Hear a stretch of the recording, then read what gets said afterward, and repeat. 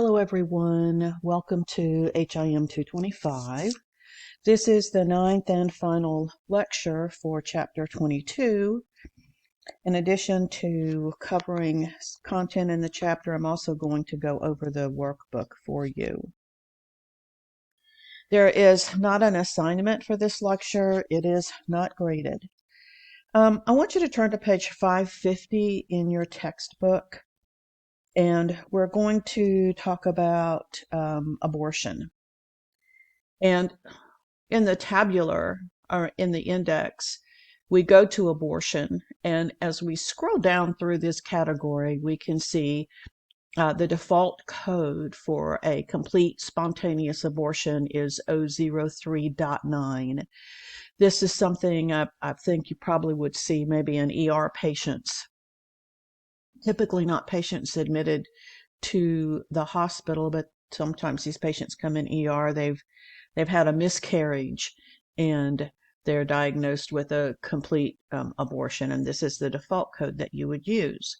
Now, if for some reason it is not a complete abortion, then you're going to be looking at abortion incomplete, and we'll take a look at that. Another one of the subterms is attempted, and this means that it was an elective abortion that failed because there was a live-born infant. And there can be complications related to that failed elective abortion, and you'll see those here, and we looked at those in an earlier lecture as well. Now, we have the subterm complicated, and you'll notice that this is going to category 003. Category 003 is the category for a spontaneous abortion. So when you're at complicated by and you're in this category, if it was not a spontaneous abortion, then you're in the wrong category. So you would not want to use these 003 codes. For failed, you'll see that it sends you back to attempted. Now, there is a category for women who are habitual aborters or who have recurrent miscarriages in 96, and there are some codes. If it's with a current abortion, it sends you to the abortion categories. Without a current pregnancy is in 96, but with a current pregnancy, it's 026.2. Now, if it was an incomplete spontaneous abortion, incomplete meaning that there are retained products of conception, then that code is 003.4, and we looked at that earlier. And then all of those other complications are listed here. And if it was induced, if a patient is coming in for an induced or an elective abortion, the code is Z33.2. If there are complications, then these are the complication codes. Again, we've looked at these. So this is category 004. Now, inevitable, sometimes you'll see a documentation of an inevitable abortion. Sometimes you'll see documentation of a missed abortion. And I want to point out to you, missed abortion means that there is an early fetal death before completion of 20 weeks of gestation with retention of the dead fetus. So a missed abortion is not the same as an incomplete abortion. In the missed abortion, they literally can do an ultrasound and they can determine that the fetus is still in the uterus, but that it is not viable. So if you have documentation of a missed abortion, but you find that they're maybe really talking about an incomplete spontaneous abortion, they're coded differently. So make sure that you understand that terminology. Threatened abortion. Sometimes women experience vaginal bleeding and they're hospitalized with a threatened abortion. And so this is the code that we would use for that. Now, again, in chapter 15, when we're looking at these, at this section list, these are all the sections that actually are coded from for the different types of abortions. Now, I want you to look on page 550, and you can see that it talks about types of abortions. And I'm going to let you read these. I'm not going to read these to you. You can read these and understand what they mean. What I want to do is look at the examples. Now, I want to point out again that when we are coding abortions, we do not code weeks gestation. It doesn't matter if they tell you what the weeks gestation is. The guidelines tell us that we're not going to code those weeks gestation. And let me see if I can find, there's actually a coding clinic that references that. And oh, that's not it. Now, actually, it's not a coding clinic. It's the coding handbook, which is one of the resources that you have in 3M. But if you look at, if you go to the coding handbook, there are a number of sections that cover abortions. I encourage you to pop in and review those and read those. And when we look at complications associated with abortions, this is a great article, and basically it tells you that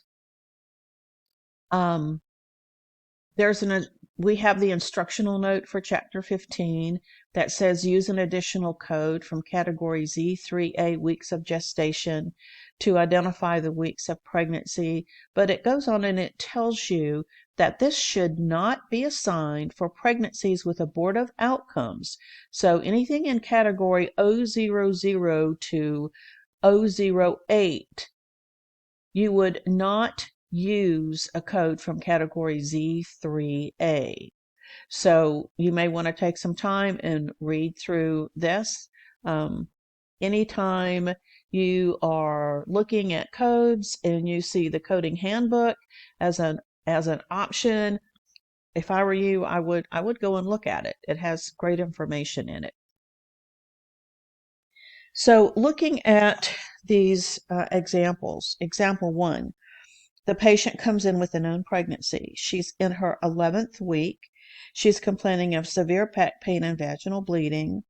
The physician examined the patient and determined that she's had an incomplete abortion, and so they perform a D&C.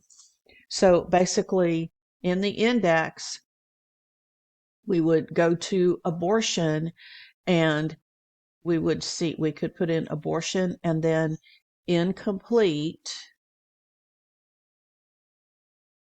So abortion incomplete, we would see this code 003.4. There were not any other complications that were identified, so that's the code that we apply. And then, of course, we're doing a dilatation and curettage, and we looked at that procedure before, and we're going to extraction,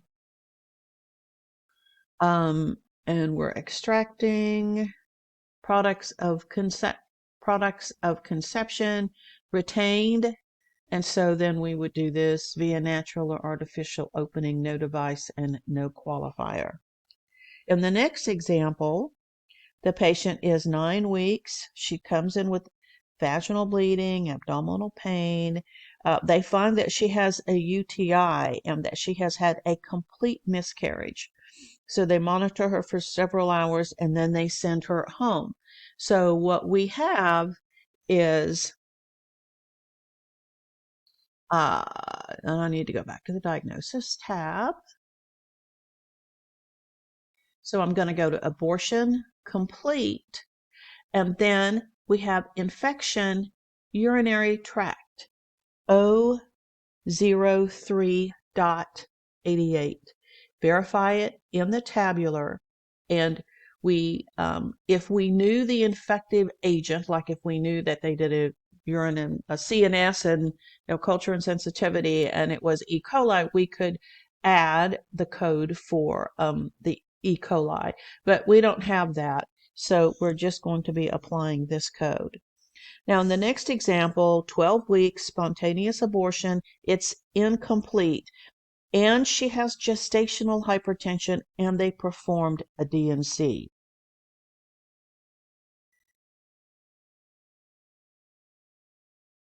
So we're using our incomplete abortion code 003.4, and then of course we're going to apply the code for gestational hypertension. So in the index, hypertension and then gestational, and our category is 013, and this was in the first trimester, so 013.1, and then of course we are coding the D&C. In the next example, this patient had a spontaneous abortion 2 weeks ago. She presents to the hospital with fever, chills, elevated WBC. She has sepsis due to abortion, and she is admitted. So in the index, we are going to abortion complicated by sepsis 003.87. Verify it in the tabular again. If we knew what the agent was, we could code that. If she had severe sepsis, we would assign an additional code for that. Now, I want you to go to page 554. And these are the different types of presentations that patients can have. So I think these are very interesting, and certainly when you're reading an obstetrical chart and they describe the position, you can refer back to this. If I were you, I would make a Xerox copy of this to just to keep and have. Now, in the rest of this chapter, the complications of labor and delivery are listed on page 555. And if for some reason you have not thoroughly read this chapter, you need to go back and do it. It used to be that OB coding was just easy, and when we had new coders, we gave them OBs to start with. That is not the case. This OB coding, I think, is some of the most intricate coding that we do. You will see the Z codes on pages 557, 58, 59, and 60. There are a lot of them. If I were you, I would take some time to read through these, because these can sometimes be challenging codes to find. So you can look at the wording at some point in time. It might be helpful just to have these to look through. On page 561, this is the beginning of the sections that talk about procedures for OB coding. We've done most of these. When we talk about sterilizations, in your textbook, it tells you that the root operation depends on actually what type of procedure they're doing. They can do an excision or an occlusion or a destruction. So you basically will be reading the operative note to determine how they accomplish that obstruction of the fallopian tubes. And now we're going to go over the chapter review exercise. So you do not have a workbook assignment. You have your textbook assignment, odd 1 through 25. So for number 1, this is a breech presentation with obstructed labor at 39 weeks, and they delivered this via a C-section. It was a single live-born infant. So in the index, you actually can look up breech. However, you need to go to delivery complicated by, and then you'll see the terms that you need to accurately assign these codes. So you have one diagnosis code. You have 2 Z codes. So remember, you're coding the week's gestation, the outcome of delivery, and then you're going to code this C-section. It's a low transverse C-section. Now for number 3, this is a patient. She's 40 weeks. She has a large for gestational age baby. She requires an episiotomy.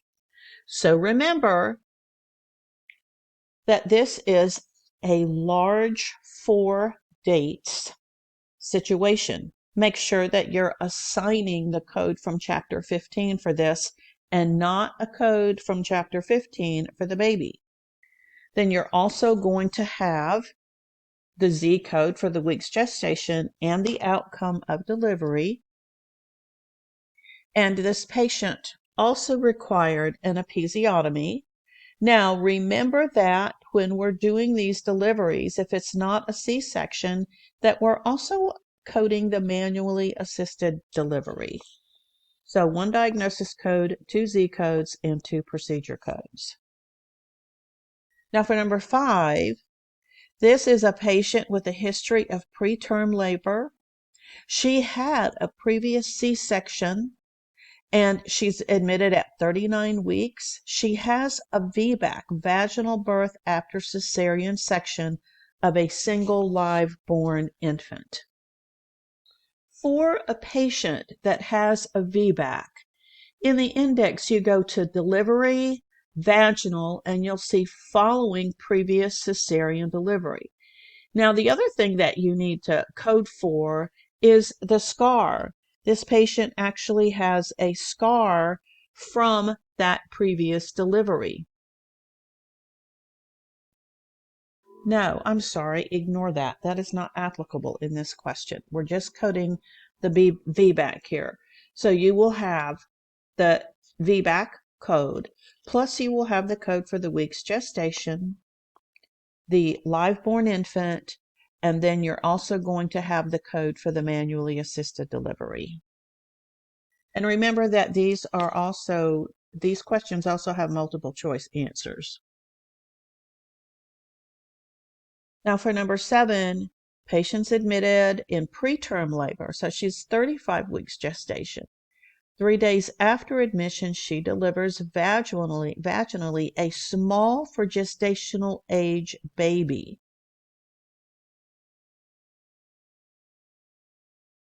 So our codes for this, we are going to have the code for the preterm labor. You're also going to be coding the fact that this patient has this